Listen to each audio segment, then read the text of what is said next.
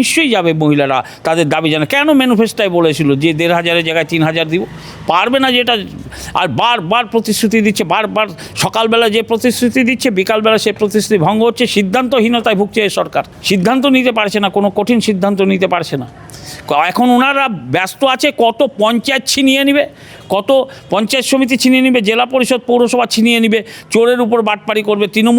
তৃণমূল পঞ্চায়েত নির্বাচনে সব ছিনিয়ে পঞ্চায়েত নিয়ে এসেছিলো ১০০ ভাগ, এরা এই ১০০ ভাগই আবার বাটপাড়ি করে নিয়ে যাবে।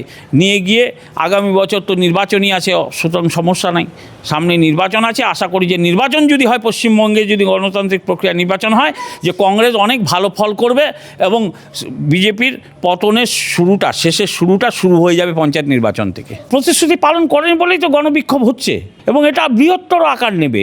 তো শেষ পর্যন্ত দেখে এই মায়েদের সাথে বোনেদের সাথে আমাদেরকেও হয়তো ঝাঁপাতে হবে দুদিন পরে গিয়ে, কারণ এদের তো আত্মসম্মানের ব্যাপার আছে এবং এদের চলবার রাস্তা দেখাবার ব্যাপার আছে। সুতরাং হচ্ছে আমরাও এদের সাথে গিয়ে সামিল হব শেষ পর্যন্ত। কিন্তু মহিলারা নিজেরা বিক্ষোভ দেখাক, এটাই আমরা চাই। প্রত্যেকটা মহিলাকে দেওয়া হবে লিস্ট, সরকারের কাছে থাকে ওই লিস্টের আমরা একটা প্রয়োজন করে প্রত্যেকটা মহিলাকে পশ্চিমবাংলায় বিজেপির সরকার দিবে, এটা আমাদের সংকল্প।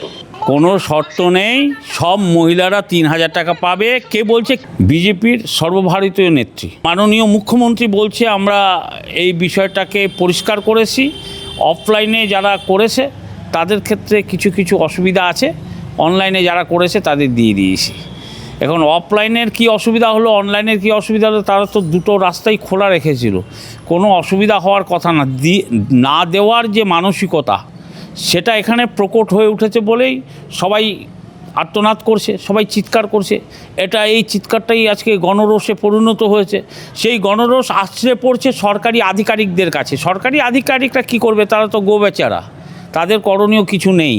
কারণ হচ্ছে রাজ্যে মাননীয় মুখ্যমন্ত্রী তার যে ম্যানিফেস্টো তার উপরে আলটপকা কথা বলছেন এখন চেয়ারে বসে বসে। কোনো শর্ত ছিল না।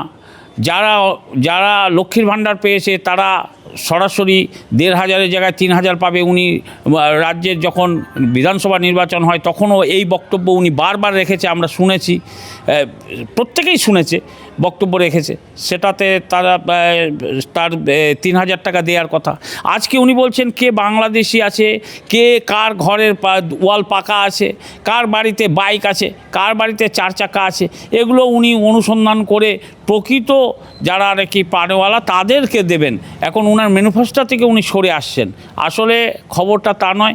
উনি যে বাজেট বরাদ্দ করেছেন সেই বাজেটে সংকুলন করতে পারছেন না। এটাকে ভাগ করে নিয়েছেন, ২ মাস বাদে বাদে পাবে সবাই, ২ মাস বাদে বাদে, অর্থাৎ ৬ মাস করে পাবে এক একজন। তার মানে ঘুরে ফিরে ১,৫০০ টাকাই পাবে এক একজন। এরকম একটা পরিস্থিতি উনি করেছে। আমাদের বিশ্বাস যে এইভাবেই ওনারা বছরটা পার করে দেবে, আমার মনে হচ্ছে। আর এটাতে গণরোষ সৃষ্টি হয়েছে। তো যারা এই সরকারি আধিকারিকদের কাছে গিয়ে তাদের ক্ষোভ প্রকাশ করছে তাদের তো কোনো ত্রুটি নেই।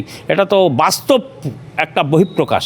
বাস্তব যে ক্ষোভ যে তৈরি হয়েছে ভিতরে, সেটাই একটা রোষানলে পরিণত হচ্ছে। আগামী দিনে এটা আরও বৃহত্তর হবে। আমরা এটাকে সমর্থন করি। মহিলারা যে ইয়েটা করছে, মহিলারা যদি মনে করে সেটা পারে, তো জনগণ কি না পারে, সব পারে। সুতরাং হচ্ছে ৫ বছরের আগেও পড়ে যেতে পারে।